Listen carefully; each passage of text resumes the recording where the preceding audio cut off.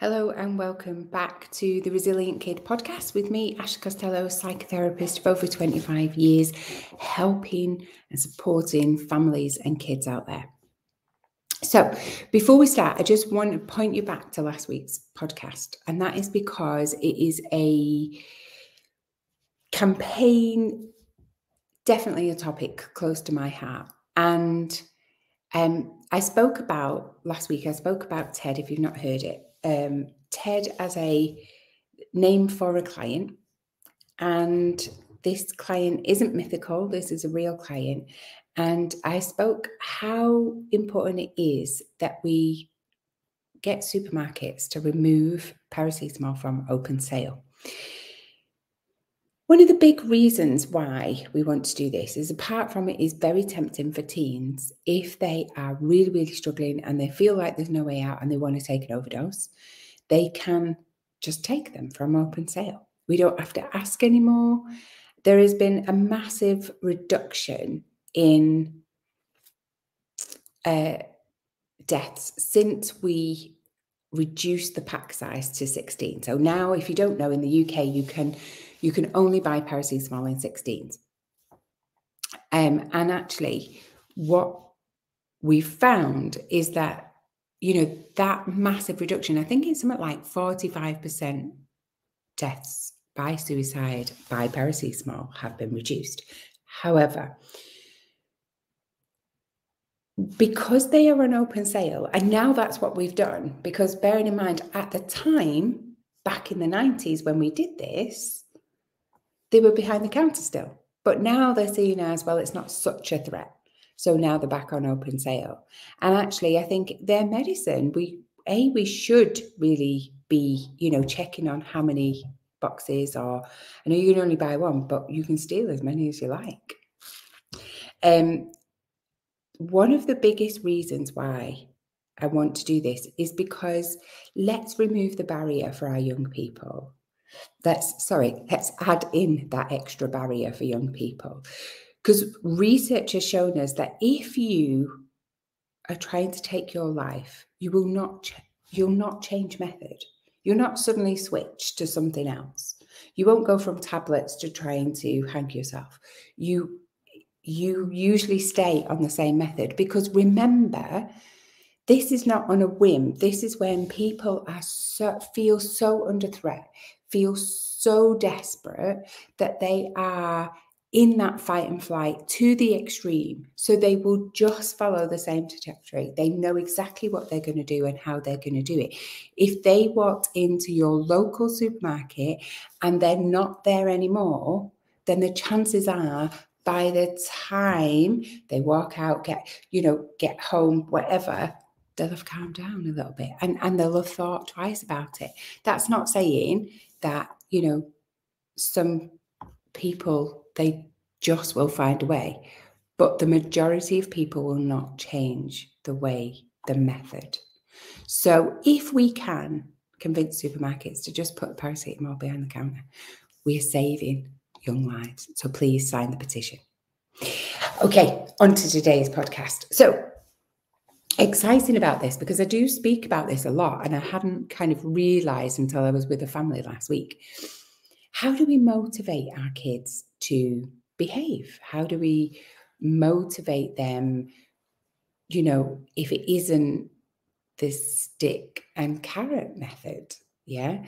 So the reason that we have this, reward punishment kind of scale, and what we say is we either go towards a reward or we come away from a punishment.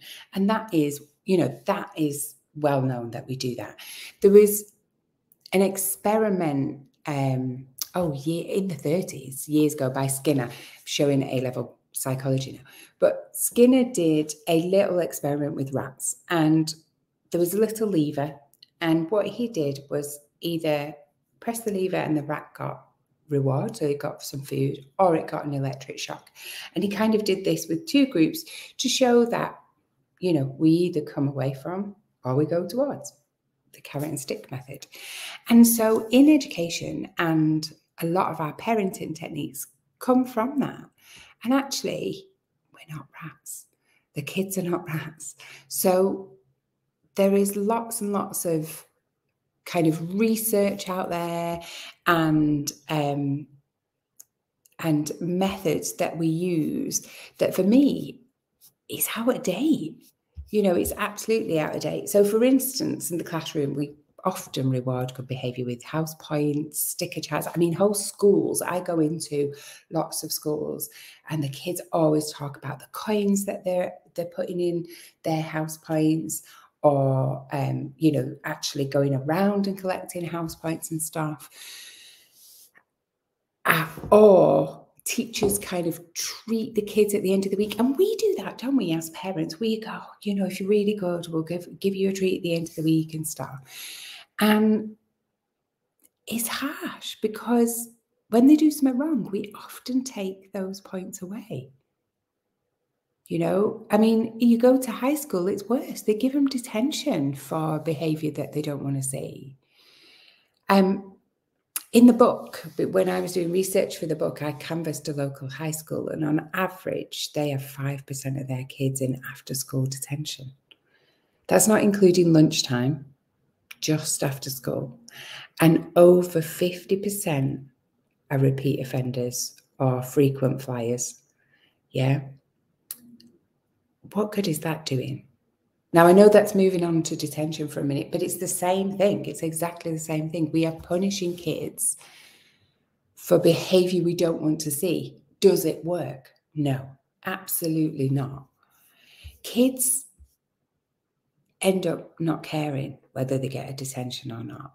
It's not really shaping the way they behave.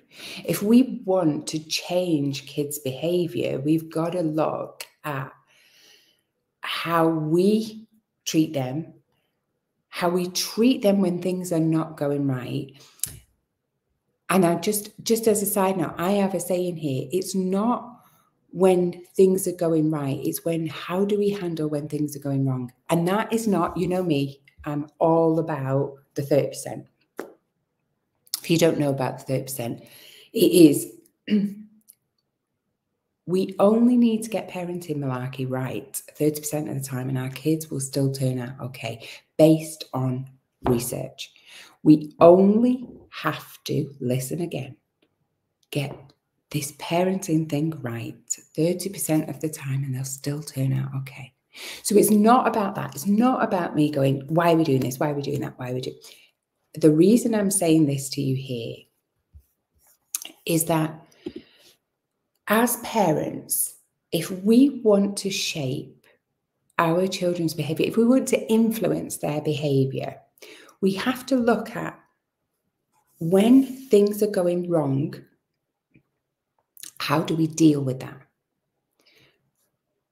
So, for instance, I'm saying, you go to a shop, you buy something, great. You go to a shop, you buy something, and something is wrong with it. How that shop then deal with you makes you then think, I'm going to go there again or not. Yeah. So that's what I'm saying. Really think about, how do you deal with the kids when it goes, I was going to say tits up. I'm going to say it's my podcast. When things go tits up, when things are out of hand, the meltdowns, the whole malarkey, the moods, how do you deal with that? Now, I want to give you two things that I need you to think about. When kids flip their lid, when they have that meltdown, they cannot access parts of their brain, okay? So if we think here is our fight and flight, and here is our experience, our memories, and here is our logical thinking, where we make good choices, our logical brain.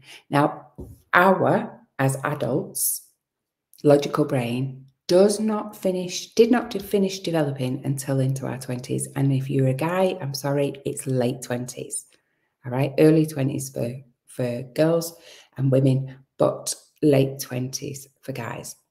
So when they flip their lid, when we're nice and calm, everything's fine. Everything's connecting. The communication is going round at lightning speed. It's amazing. Yeah, they can regulate. When they're having a meltdown, they flip their lid, and this part, our fight and flight, is no longer in connection with experiences, past experiences, and also our logical, emotionally processing brain. Okay? Because it's not fully developed yet anyway. So think about it. At the time the kids are acting out or misbehaving, they're not in full control of their brains. It is offline. All right? How you deal with the children, irrespective of age, can send them straight back into fight and flight. That fight and flight that got them probably in trouble in the first place, particularly in schools. We need to be teaching our kids to regulate their emotions so that they do behave better, so they can process it, so they can walk it through. Those who have meltdowns more often are the ones with low resilience. They're the ones who are not going to be able to manage their emotions. They are going to be more sensitive to criticism. They are going to be very sensitive to not only criticism, but rejection. So think about that. If you're a teacher, an educator, if you work in a school, if you're a parent, why is it? So for me, I'm a massive advocate of us walking our kids. In the book, I always talk about walking the kids home, walking each other home. But for me, it's about how do we walk them home at those times? Well, we connect with them. Connect first. Don't worry about the discipline.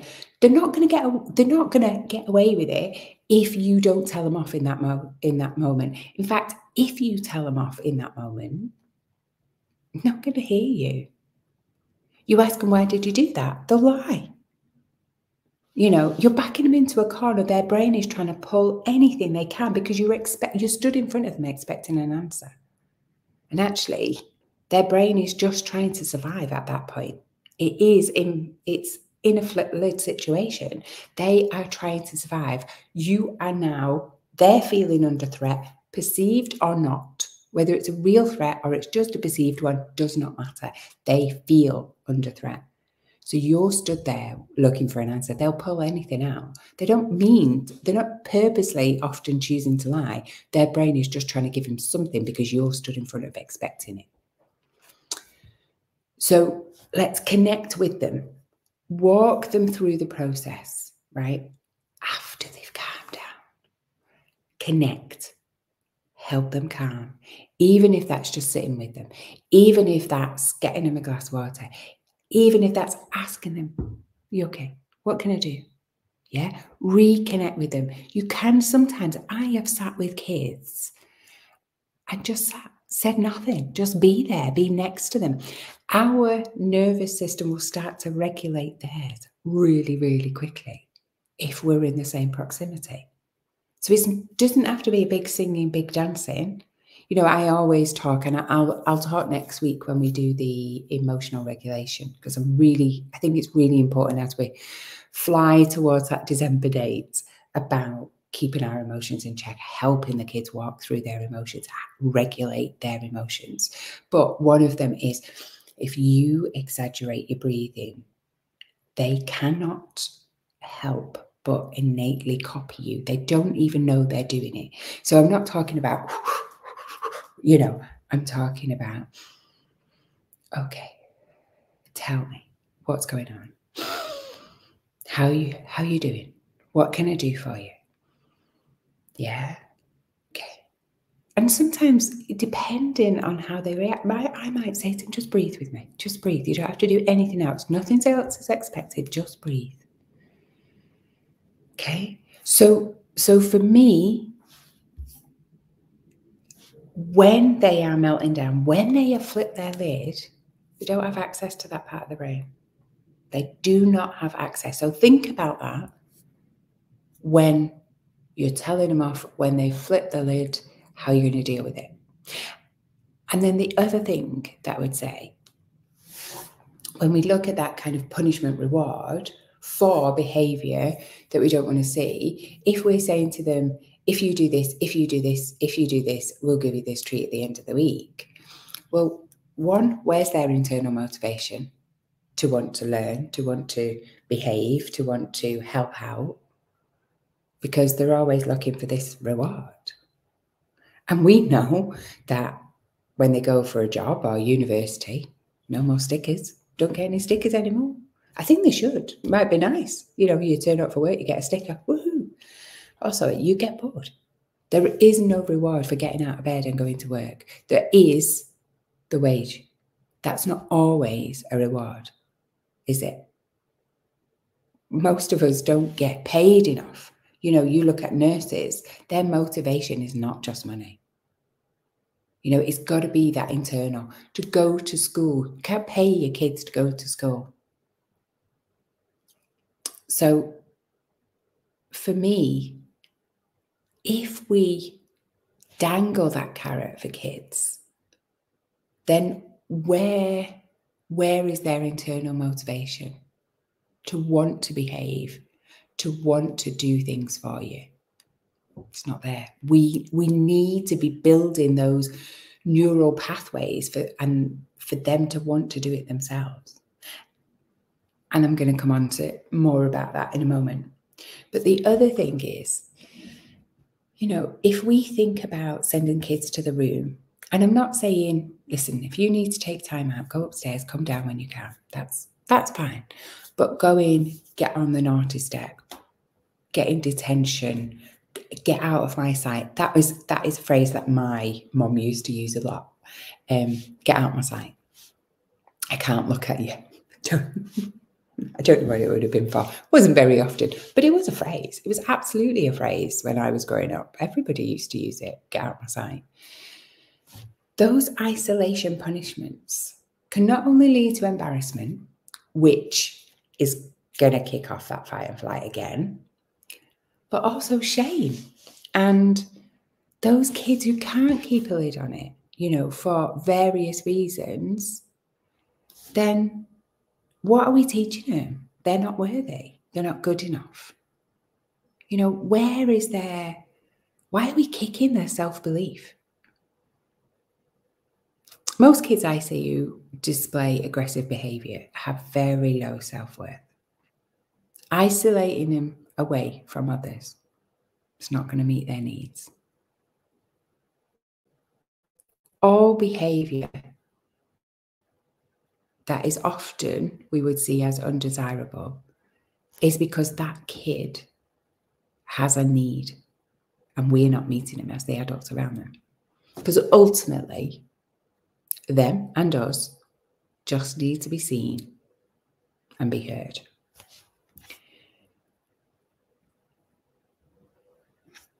So, for me, I want us to think about how do we manage their behaviours? How do we encourage them to want to behave?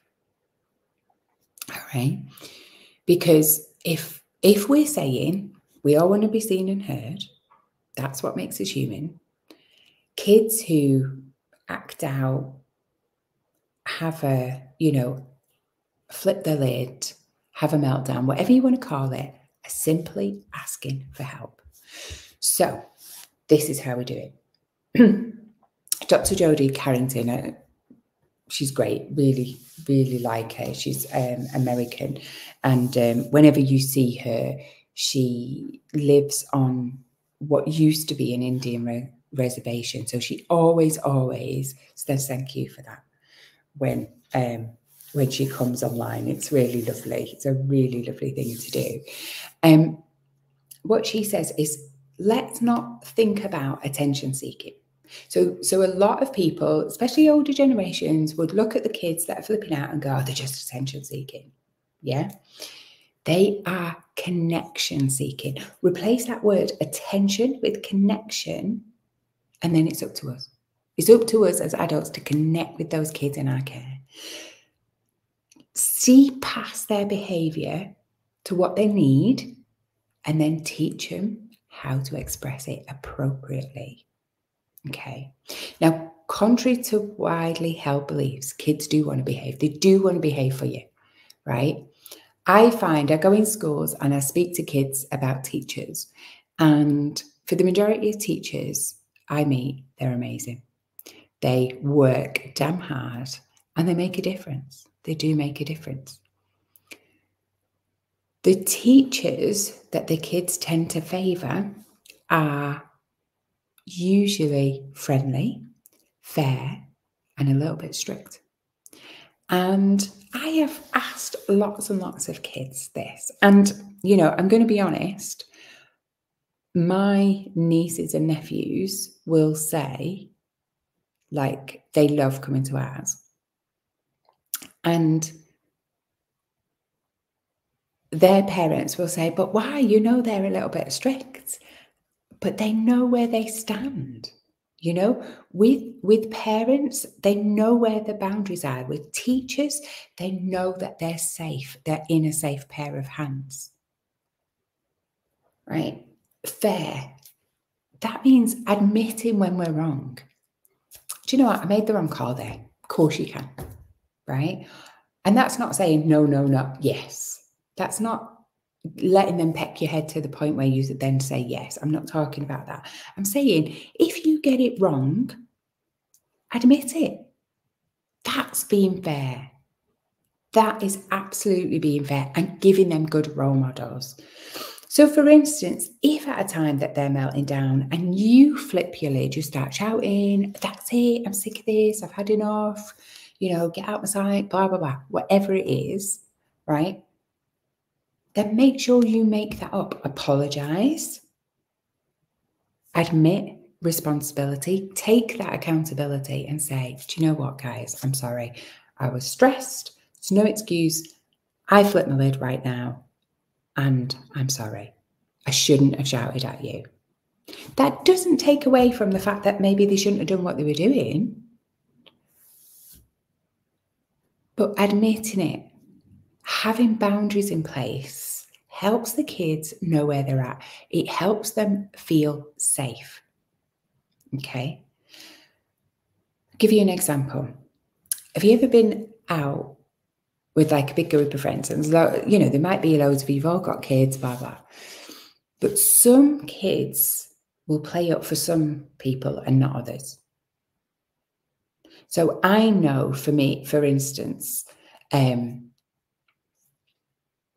my mum was here and she would babysit the kids for us while I was at work or whatever, and I was getting, and I'd be like, hi guys, you know, are you all right? I missed you today. And I'd be chatting to my mum and stuff, and then the kids would start playing up.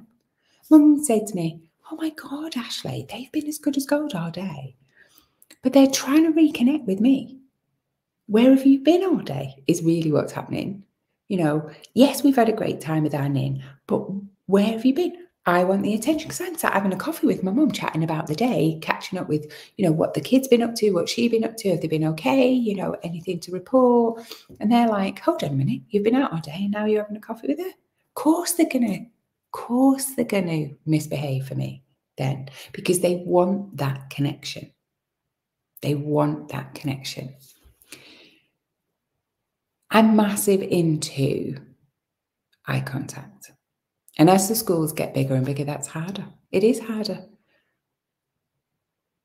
But it's really important that our kids are seen. So whether you're in a classroom, whether you're a parent, really try and connect. Give them the eye contact. Give them the attention they deserve.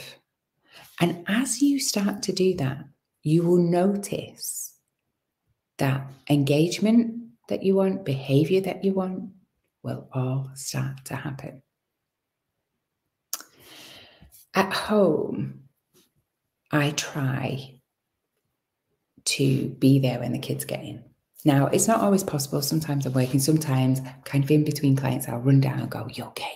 Have you had a snack? Have you had a drink? Are you okay? I'll give them a kiss and I'll say, listen, I'll see you. But most of the time I do try, when possible, to be there when they walk in. And the reason being, there's two things. One is to make sure they have had a snack and a drink. We don't know how much they eat when they're out. And the quickest way to get in fight and flight, the quickest way for their bodies and brain to feel under threat is not eating. When we eat or drink, we are telling our brain that we are safe. So that's the first thing. The second is, I want to just connect with them. They've been out of the house 6 to 8 hours, depending on what's happening. I want them to, tell me what's the chat at school, what happened in class today. Are they struggling with anything? Now, some kids are walking and they'll tell you everything. Some kids are walking and tell you everything's fine. Can't be fine every day. We connect, even if it's only for a small time, then that really helps them. That's my tummy. It really helps them when times are tough, so that they can come to us and they can really trust that we're there for them, that we can listen. So we want to walk them through situations. We want to connect first. We want to walk them through situations. This is metaphorically holding their hand through the situation, helping them regulate their emotions, allowing them to problem solve with us while they feel safe. Because, remember, the brain, as clever as it is, doesn't know the difference between real and imaginary, which is brilliant for us as parents, because we can use stories, we can use examples of other people to help our kids walk through that. That's why stories and metaphors have worked for thousands of years, okay? So what I mean by this is there's quite often I will say to my kids, let me tell you about this. And I'll tell them about somebody else. And it might be something along the lines of, so my eldest is 16 now, so alcohol is now starting to, be a part of their, if they go to parties, there's likely to be alcohol there. So I will walk them through situations, not scaring them or anything like that, so that they know in their brain, those neural pathways are already set up, even though it's about somebody else, what to do. So what to do if they get stuck. So it's not just about me going, if this happens to you, if this happens to this, I'll tell them a story, because we take on stories so much easier. You can talk about bullying, you can talk about anything in a story. Guess what I heard today? And that really sets up their brain. You're future-proofing them as well. So for me, it's all around the behavior that we want. It's about how we react to that behavior. Okay. So connect with them. First, help them calm down. Now, this is hard if you're angry at them, if they've done something bad, but what I want you to do is let me give you an example, but let me walk you through these points first. Connect, calm down. Once they're calm, then you can have the discussion about that is not appropriate. That behavior is not appropriate. It's not acceptable. Okay. Now, for me, it's not about punishment. It's not about reward. It's not about punishment. It is about natural consequences. That's different. Natural consequences. If you don't turn up for work, you don't get paid. Easy, right? It is what would normally happen in the real world if they didn't do something or if they behave like that. So for instance, an example would be, I want you to come off the iPad in 5 minutes, or I want you to come off the iPad at 7 o'clock.